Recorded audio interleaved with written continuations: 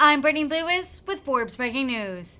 At a House Financial Services Committee hearing on Thursday, Representative Bryan Steil asked Fed Chair Jerome Powell about the national debt.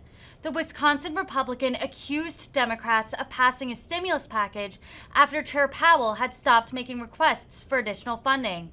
Representative Steil said he was, quote, concerned that we're on a path that's very unstable. Listen here for more. The gentleman from Wisconsin, Mr. Steil, is now recognized for 5 minutes. Thank you, Madam Chairwoman. Thank you for being here, Chair Powell. Appreciate it. Just a point of clarification.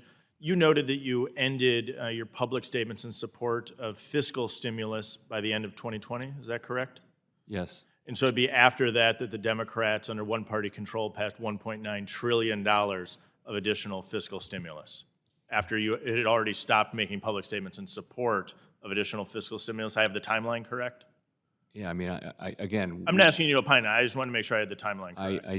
I took no position publicly or privately, and neither should the Fed chair do so. Understood, but your public statements in support of additional fiscal stimulus ended in 2020. Yeah, the Democrats, under one-party control, passed $1.9 trillion of fiscal stimulus after that period of time. I just want to make sure of the timeline. I understand. Let me cognizant of the time we have, and you've noted that you think the Fed should not play a role in fiscal policy. I have grave concerns of the fiscal policy that we've seen playing out in Washington. Not asking you to opine on that.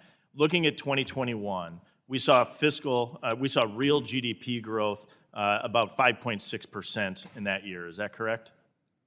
Yes. Over 5%, a reasonably robust rate. And at that period of time, in the year of 2021, we saw the Fed's balance sheet increase by about $1.5 trillion. Is that correct? Sounds about right. So at the period of time where we were seeing reasonably robust economic growth, the Federal Reserve was continuing to build its balance sheet to a tune of $1.5 trillion. And so during the year 2021, the Federal Reserve ultimately purchased about 54% of all federal debt issued by the Treasury. Is that accurate?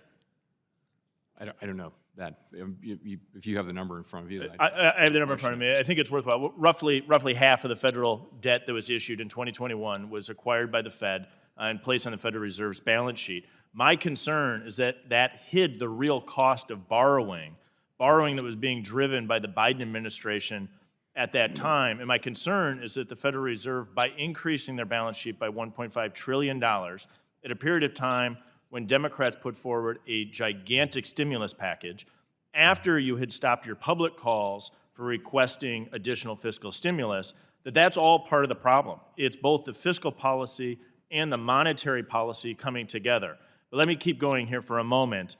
The federal government paid in debt payments last year $580 billion. Is that correct? I don't know.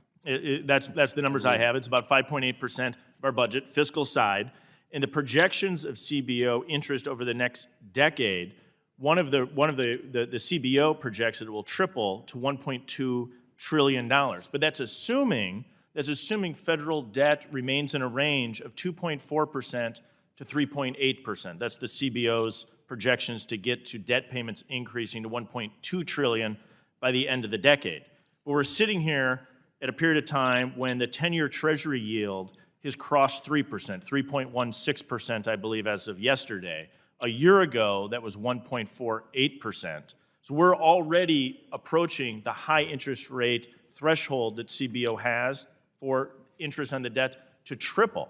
Do you project that interest payments on the debt, the interest payment number that's impacted by the interest rate set by the Fed, will remain in a range of 2.4 to 3.8%, or do you believe that it will dramatically be above that?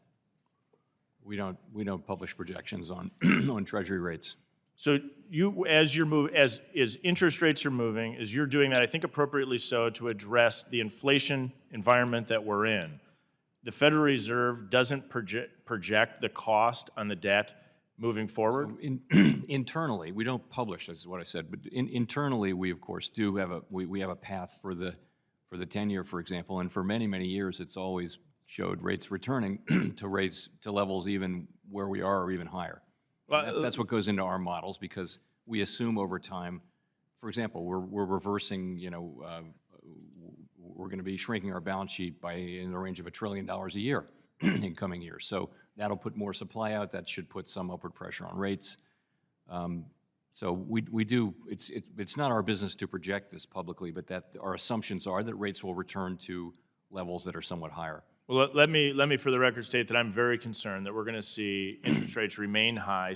The Committee for a Responsible Federal Budget notes that 50 basis points is $143 billion a year in debt. I'm concerned that we're on a path that's very unstable. Appreciate you being here. Madam Chairwoman, I'll yield back. Thank you. The gentlewoman from New York, Ms. Ocasio-Cortez, is now recognized for 5 minutes.